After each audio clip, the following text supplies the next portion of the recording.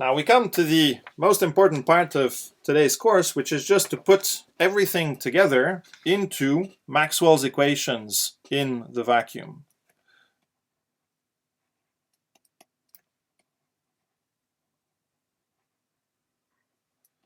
Okay, so how does that go? Well, we've got one element missing that we need to discuss a little bit. So up to now, what do we have?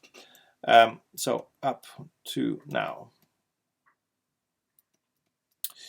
we have four important equations. We have that the divergence of the electrical field is just the local charge density.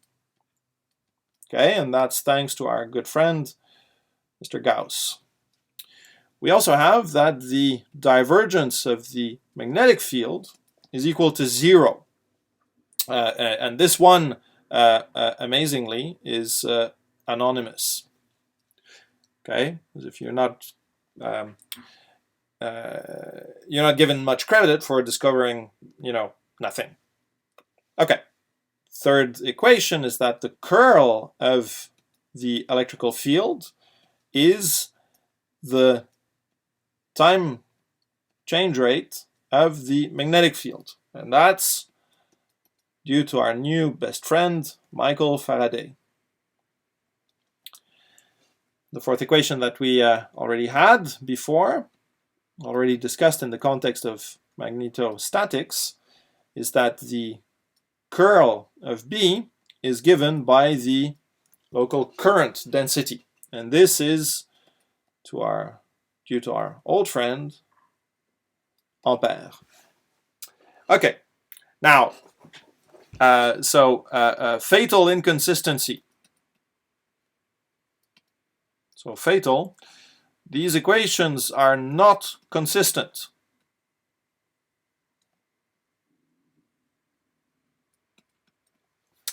And how do we do that?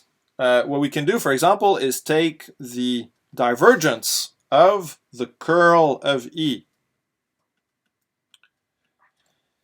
Okay, so if I use Faraday, this tells me that this is just the time derivative of the divergence of B.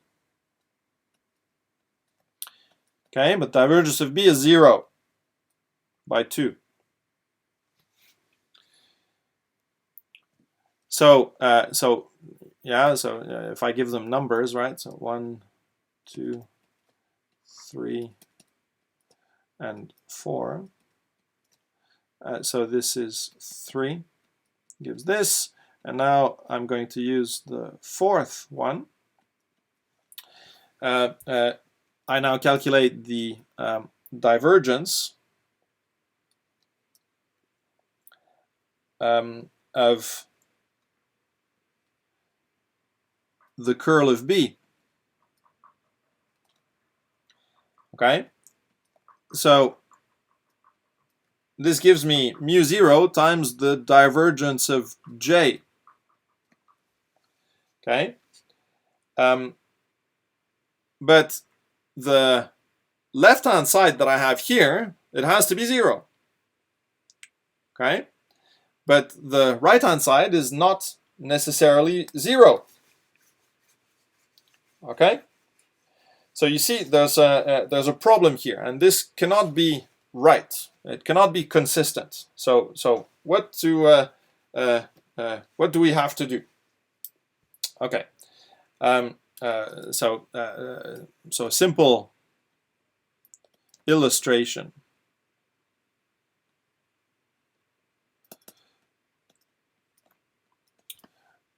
All right, I've got the following construction. I've got a parallel plate capacitor, and I imagine that these plates are, close to each other, but not completely on each other. And I've got my circuit like this. Okay. The problem is that Ampere's law must fail for non-steady current.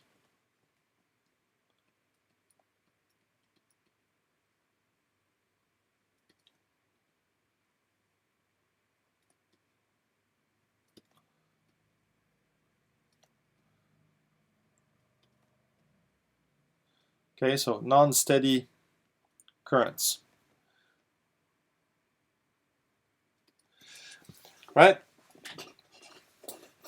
Why is that? So let's say I want to use Ampere's law onto a system in which I'm charging a capacitor. So I'm putting some EMF on here, and I'm going to accumulate charge one onto the other. Okay. So what do I have? From Ampere, I would say that I will take a line integral of the magnetic field along a certain loop, and this is going to have to be equal to mu0 times the enclosed current.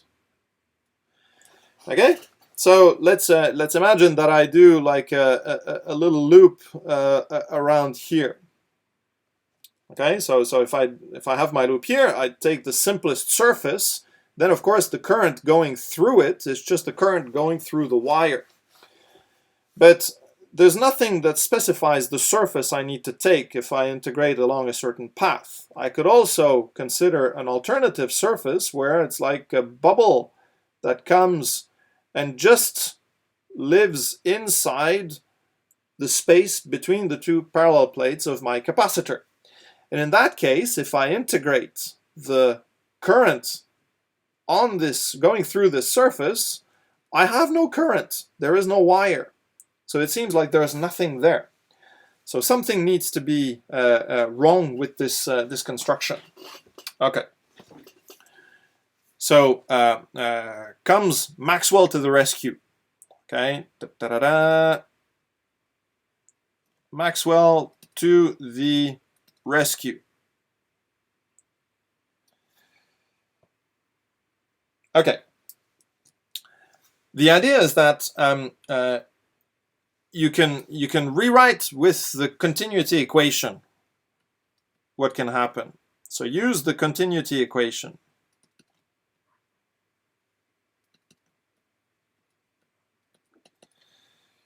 To rewrite what we had above. So this divergence of J, we know has to be the change, the rate of change in time of the local density.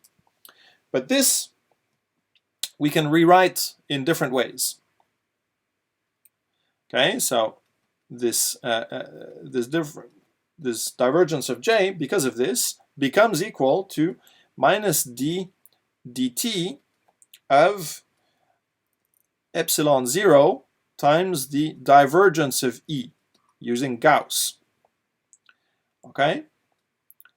And this is really just the divergence of epsilon 0 dE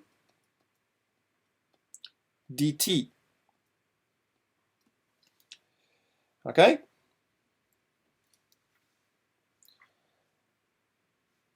So the problem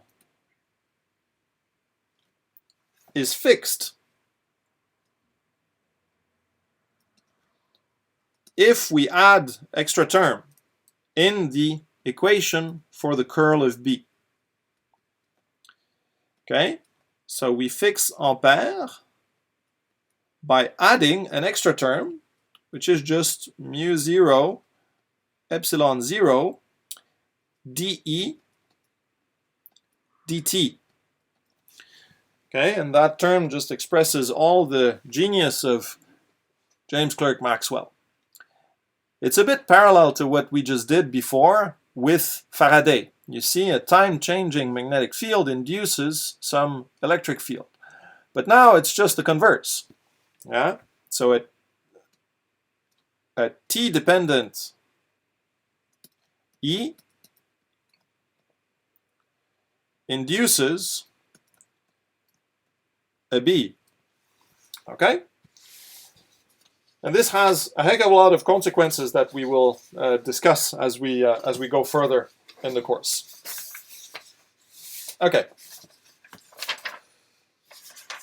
Now the idea is that we have here a current.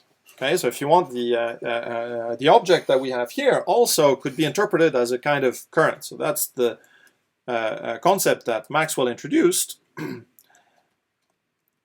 It's the concept of the so-called displacement current. Okay, and the displacement current, you've guessed it from here, it's a vector quantity. It's a current per unit volume.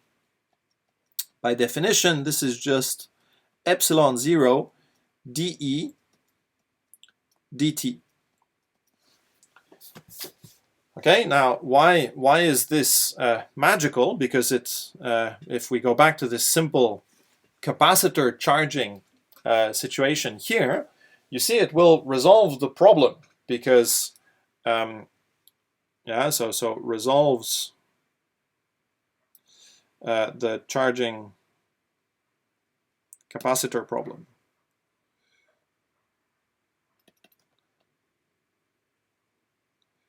Why does it solve the charging capacitor problem?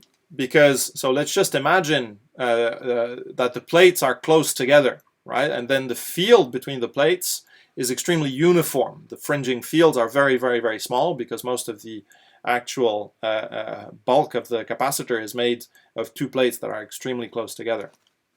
Okay, so if the plates are very close, if they're very close to each other, then the electric field between them, as we've seen when we've done, we've done that before. The field is just the surface charge density divided by epsilon 0, and this is really just 1 over epsilon 0, the total charge divided by the surface of the plate capacitor, right? Okay, so between the plates,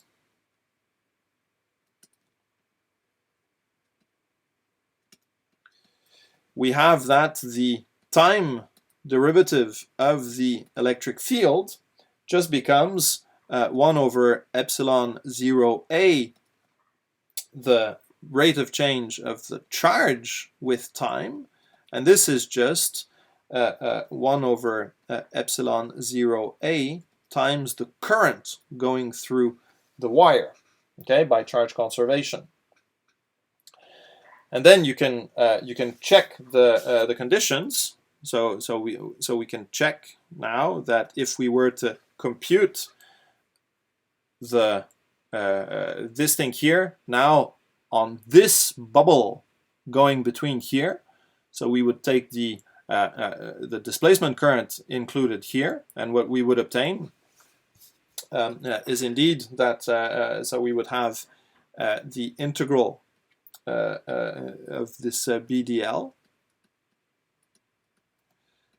is equal to mu 0, the enclosed current that we already have, plus the mu 0 epsilon 0, so this is the contribution coming from the displacement current, now the integral over the surface with the dA dotted into the dE dt. And you see that's the point. So if you're doing the calculation with the surface here, there's no displacement current. The whole current is carried through the wire. So the first term gives you the mu 0I, and the second term is 0. But now if we take the alternate surface of coming through here and the bubble between the plates, then there is no current in the wire. So the first term is 0. But then this one here is just the integral of this like this, and you see so this is a constant here, so the I and the epsilon 0 come out, cancels here, mu 0 I, 1 over a times integral of the a over a, so it just gives you exactly the same thing here. Okay, both cases give you mu 0 times I as the answer, and that completely solves the problem that we have. Okay. So that was the genius of Maxwell, to recognize that this very simple addition to the equations, it almost begs to be put in there by symmetry, this very simple addition to the equations completely solves all the problems. So let's just state everything now in its full glory. So Maxwell's equations. So let's do it again. So first one, Gauss law, div of E is charge density divided by epsilon 0. And again, let's remind ourselves Gauss. Second one, the divergence of B is equal to 0. And this one is, again, anonymous. Third law, the curl of E, okay, I will actually write it in the following way, plus dB dt is equal to 0.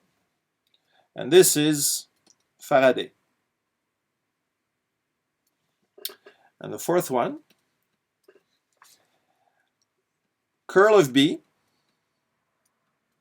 okay, minus mu 0 epsilon 0 dE dt is equal to mu 0 J. And this is Ampere plus Maxwell. Okay. These equations are among the most important equations that you can possibly learn in your physics course, at least before the advent of quantum mechanics. You know, they described everything you needed to know. So for classical electrodynamics, these equations, supplemented by the force law, which is that the force on a charge Q is just Q times electrical field plus V cross B. This set of equations contains the whole of classical electrodynamics. They don't have anything missing. They are complete as they are. They hide special relativity within them. And in a sense, it kind of completes our presentation of the theory itself. It's also the point at which Griffiths takes an intermission in the book. Indeed, from this point onwards, it's just a question of learning how to use these equations in different circumstances. We will rewrite these equations in the presence of matter, etc., in convenient ways. However, we're not going to add any new physics to those. If you're going to learn some equations by heart, these are the first ones you should start from. Okay? So next time we will start actually playing with these equations to see their physical consequences and where they lead us further. Okay? But please, imprint those on your forehead so you see them every time you brush your teeth. You need to know these equations by heart. You need to be able to write them down without making a sign mistake. You need to be able to use them, recognize which ones you use in different circumstances. It's completely worth your time to make sure you are utterly familiar with these equations. Okay.